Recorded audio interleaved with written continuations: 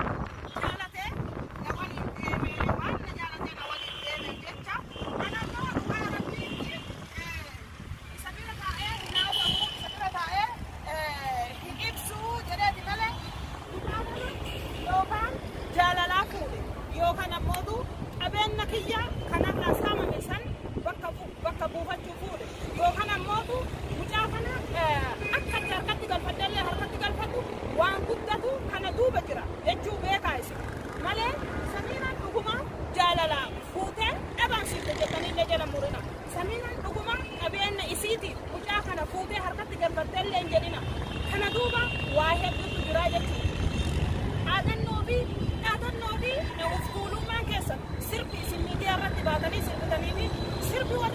isinii waliin sin kun yoo ka haqa ta'ee dhugaa isin qarqaare Abdulaziz inni harkaa fuutaan an arrillee borullee Abdulaziz yoo jiraannellee waliini yoo duunellee waliini ani waa lama dhabu qabeenya kiyya dhabee abbaa manaa kiyyaa dhabee amma Abdulaziz akkuma safaataatti Samiiraa harkaa ba'a jettanii inuma yaadina shabaleenis dhugaa awwaaleeti dhugaa narra awwaale osoo qabeenyi kiyyaa kaarruu bira jiraatuu beeku osoo qabeenyi kiyyaa isaan harka jiru waa'ee qabeenya kiyyaa dhiisee waa'ee jaarsummaa dubbataa jechuudha maan jedhee jaarsummaan isinii ilaallee isinii fidna osoo qabeenyi kiyya isa bira jiru karaa harkaan nagaa hatanii dhabanii akkatti na bira gahan dadhabaniiti deebi'anii maqaa jaarsummaati Abdulaziz na harkaa fuudhu bitayaan isaanii maqaa jaarsummaati yoomumaa na gowwoomsuu hin dandeessanii na harkaa Abdulaziz fuudhuu hin dandeettan osoo wanni beekanii dhufe akka na harkaan fuudhu warroonni goomantiin arrabsitan ammootu haqaa fi dhugaa adda baafadha Samiiraan lafa kaatee mucaa kana fuutee fi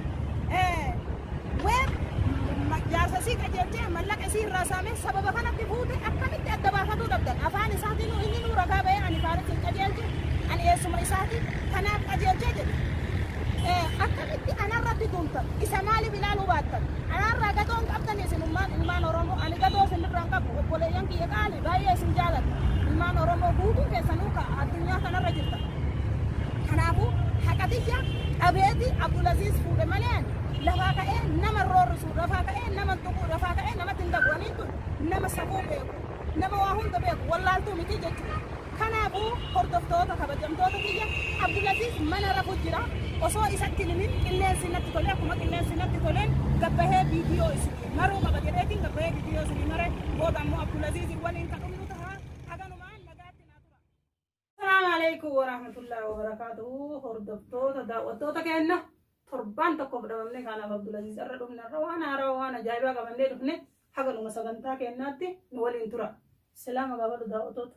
Assalamu alaikum warahmatullahi wabarakatuh. Dokter Renja kam jettanii fayyaa keessanii kunoo wajjin jira Samiiraa waliin deebinee jirra isiniin jedha Abdulaziz hedduu afaan Oromoo kanallee hin danda'u afaan Arabaati kan inni haasa'u maaliif jennaan biyya Arabaatti dhalate afaan Oromoo hedduu dubbatu hin danda'u kanaaf jecha afaan Oromoo xiqqoo hin dhibaa deebinee jirra har'a waan haaraa qabannee dhufnee maaliif jennaan bakka duraanillee hin jiru gartanii har'a bakka haaraa jirra kanaafuu sababa roorroon nutti heddummaate jecha bakka jirrurra bakka biraatti siinee jirra bakka biraatti galle wanti bakka biraatti nu galchillee waan biraa osoo hin tahin badii biraa dalaynee akka dalaynee osoo hin tahin yaa'imarra xiqqishoo hafuura fudhanna jenneeti bakka biraatti deemnee jirra maaliif jennaan fedha kiyyaa bichaan osoo hin tahin fedha Abdulaziz illee ani yaa'iin danda'u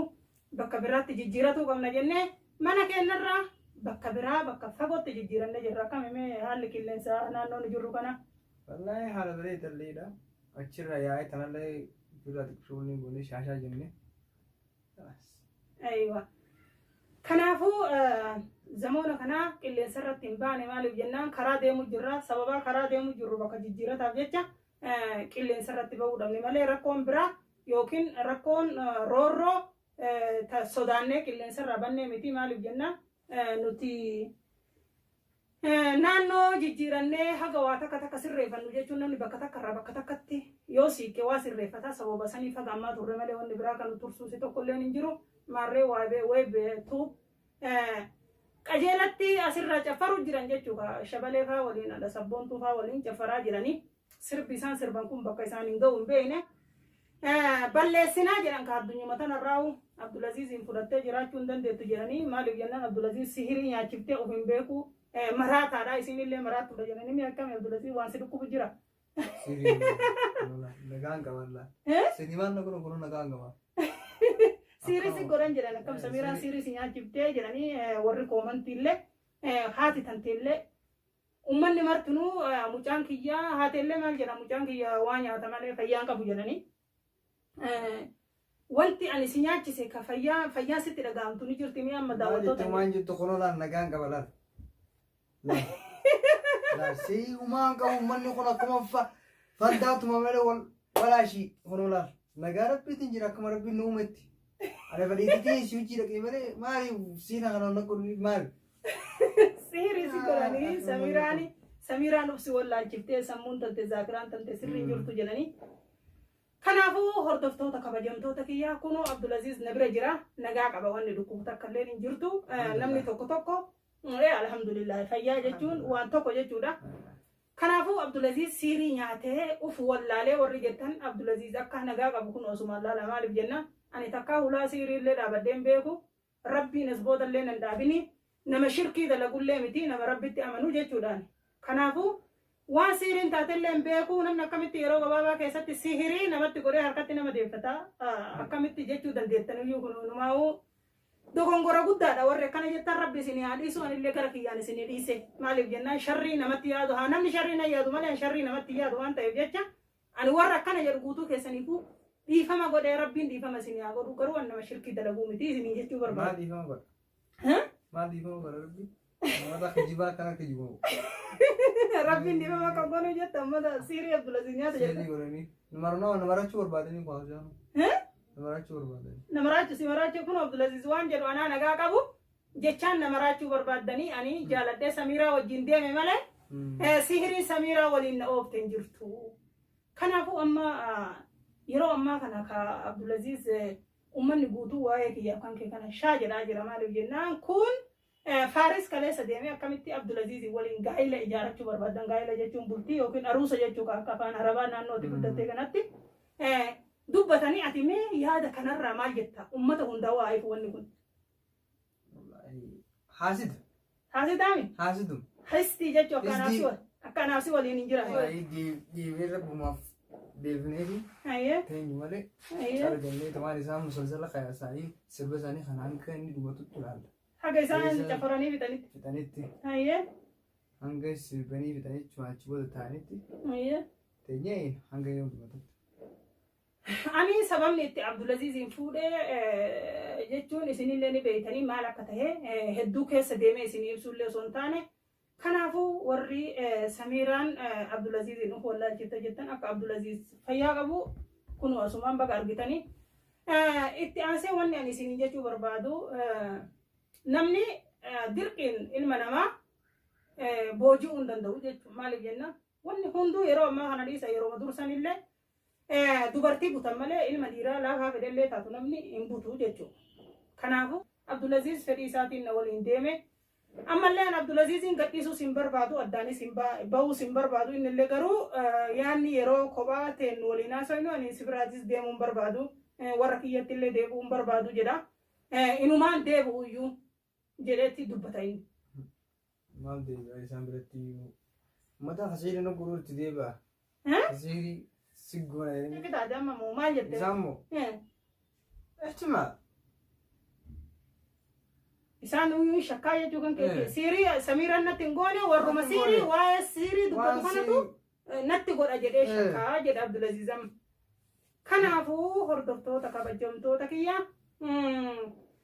ani ummata miidiyaa kanarraa iyyu bakkas na bu'uu hin danda'u maaliif jenna jireenyi dhuunfaa kiyyaa mataa kiyyaaf malee ilma namaa tokkoofi miti. Kanaaf jecha haati sabboontuutis Samiiraan rakkoo qabdi. Rakkoon isiin ijoollee daa'ima warra jalaa guurtu maali? Haadha sabboontuu boontuuti. Abdulazizis ufiif jaalatee natti dhufe, Faarisis ufiif jaalatee natti dhufe malee ani dirqiinii miti ka fuudhee uf biratti galchee an ilma namaa tokkollee hin dirqisiisu maaliif jennaan waan haasawaan yookiin nama amansiisuu danda'u waan uumama addaa rabbiin naa kenneefin ijoolleen daa'imni na jaalattee natti dhufti malee wanni biraa takkalleen wanni isin siirii maaloo jettan kun hin jiru. Gara kaaniin shabaleen jaarsummaan si galchuuf si barbaada ka akka jaarsummaan ana si na biraa fuudhee warra keessaniif deebisu. Hin danda'u. Hin danda'u. Hin deebitu. Maaliif waa'ee maraadhee deebi'a isaan biratti? Hin deebitu isaan biratti. Sochiin ta'a malee boonsa kiyya bitadhee ilaalu asirraa baanee biyya alaa faana jira. Asirraa deemnee biyya biraa saafarra. Cinqii isaanii ta'an dandeenyu. Cinqii isaanii hin dandeenyu. Ayyee. Biyya alaa deemnee. Ayyee biyya biraa deemna. Wallah. Ayyee. Biyya alaa deemnee cinqii isaanii ta'anillee asuma dhiifnee biraa kun. Asii dhiibnee biraa baafan.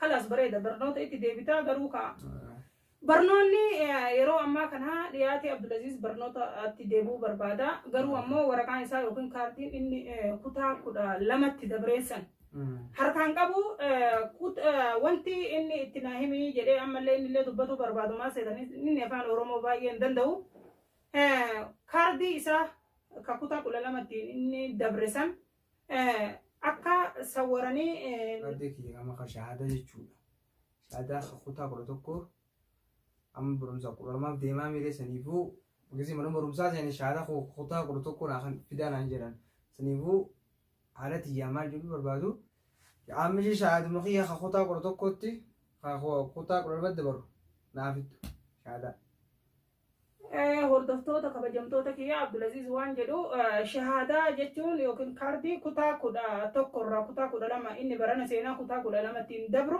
akka suuraan naa ergan barbaada yookiin WhatsApp naa ergan barbaada jedha kanaafuu share godhaatii haadha Abdulaziz soddaatii tiyya bira naageessaa isiniin jedha maaliif jennaan akka inni barnoota isaatti deebi'ee baratu akkami naannoon amma nutti galletun akkami barnoota waa hundaaf si mijjaa bareeda daara deddeemtee ilaalte bareeda wallaan magaalaa bareedaa kan dhufnee nuti bakka bareeda dhufnee nuti bakka bareeda dhufnee bakka yaa'iin qabdu wallaahi kun olaalamee daa'imni xiqqaan illee yaada isaan miidiyaa kanarratti bahanii sirbanirra hiraareeti as keessaa nu baasii bakka biraa deemna ammallee biyya yoo barnoota kiyya bitadhe biyya biraa deemna malee biyyuma isaan keessa jiraatan keessaa hin jiraadhu jechaa jira yookiin haadha Abdulazizin na biraa fuudhuu barbaadanii jechuudha Abdulaziz osoo mootummaanuu ka dhufee ni fuudha jedhu waan na biraa deemullee natti fakkaatu osoo haatummaan isaa sanuu itti dhuftee kootu ni deemnaan jette waan na biraa deemu natti fakkaatu hin deemtuumi kabajamtoota hordoftoota kiyya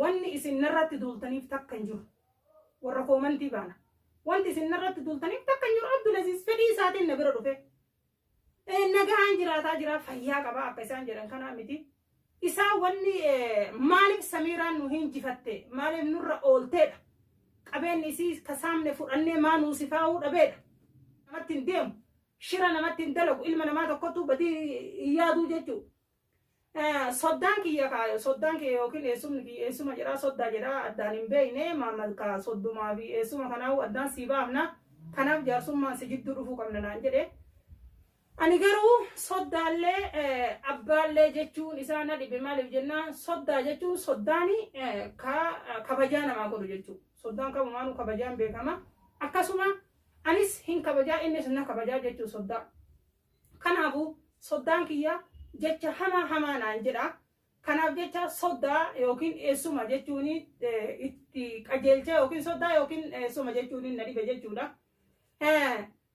akkasuma soddaatiin tiyya haati Abdulaziz illeeni kaarruu haa fudhattu Abdulaziz innaa haa deebistu jette ani maalitti godha yaa obboleetti tiyya xoorataa nama xoorataa ba'ee xoorataa keessa jiru maa itti godhaa fuudha ba'aa ofirratti dabala maaddu nama xoorataa ba'ee xoorataa ta'u maalitti godhan ani kana malee shabaaba malee nama xoorataa ba'eetiin ta'uufiiti fuu xoorataa jiru ba'aan irratti haa ta'u immoo maalitti godhaa fudhadhu Abdulaziz hin deebisiisa fudhadhu jette ani hin barbaadatummaan danda'e rabbi si haa dandeessisu intalooni ijoollee xixiqqishoo malee ana nan fudhattu jedhe inni ni beeka laalamee laala soddaa kiyya kana akka inni itti nama gaarii laalame inni nu maal jedhe isiin ana nan fuutuu osoo na fuuriyyuu jedhee kadhadhee nan fuutuu ijoollee daa'ima malee ani nama guddaadha namni nama guddummaa isaatti yoo beeke nagaan ofirraa taasisa nama faan tuttuqu nama tuttuqu laala